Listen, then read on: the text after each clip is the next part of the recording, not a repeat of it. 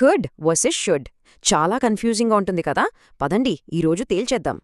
English మాట్లాడేటప్పుడు ఈ రెండు పదాల మధ్య చాలామంది కన్ఫ్యూజ్ అవుతుంటారు. అసలు ఏ సిచ్యువేషన్లో కుడ్ వాడాలి, ఎప్పుడు షుడ్ అనాలి? సరే, ముందుగా కుడ్తో మొదలు పెడదాం. దీనికి 3 మెయిన్ యూసేజెస్ ఉన్నాయి. కుడ్ అంటే పాసిబిలిటీ, పొలైట్ రిక్వెస్ట్, ఇంకా మన పాత ఎబిలిటీస్ గురించి చెప్పడం.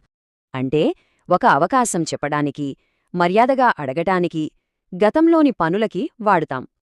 ఓకే, కుడ్ అర్థమైంది కదా. ఇప్పుడు షుడ్ సంగతేంటో చూద్దాం. షుడ్ వాడకం చాలా సింపుల్. ఎక్కువగా సలహాలు, రికమెండేషన్స్ ఇవ్వడానికే. సలహా ఇవ్వాలన్నా లేదా ఏదైనా జరగాలని ఎక్స్పెక్ట్ చేసినా షుడ్ వాడతాం. సరే, ఇప్పుడు ఈ రెండింటినీ పక్కపక్కన పెట్టి తేడా చూద్దాం. అప్పుడు క్లియర్గా అర్థమవుతుంది.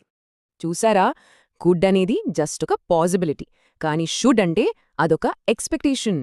మనం రోజూ మాట్లాడే మాటల్లో ఇవి ఎలా వస్తాయో కొన్ని ఎగ్జాంపుల్స్ చూద్దాం. ఆఫీస్లో పొలైట్గా అడగాలంటే could you send the file అనడం కరెక్ట్. ఫ్రెండ్స్కి ఏదైనా సజెస్ట్ చేసేటప్పుడు యూ షుడ్ ట్రై దిస్ అని చెప్పొచ్చు. హెల్ప్ అడగటానికి ఇది చాలా common and polite way. Could you help me? ఇక్కడ షుడ్ వాడటం వల్ల ఏం చేయాలో క్లియర్గా సలహా ఇస్తున్నట్టు ఉంటుంది. ఇది ఈజీగా గుర్తుపెట్టుకోవడానికి ఇదో ఒక సింపుల్ ట్రిక్.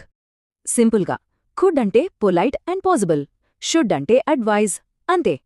మరి ఈ రోజు నుంచే మీ మాటల్లో ఈ రెండింటినీ వాడి ప్రాక్టీస్ చేస్తారు కదా.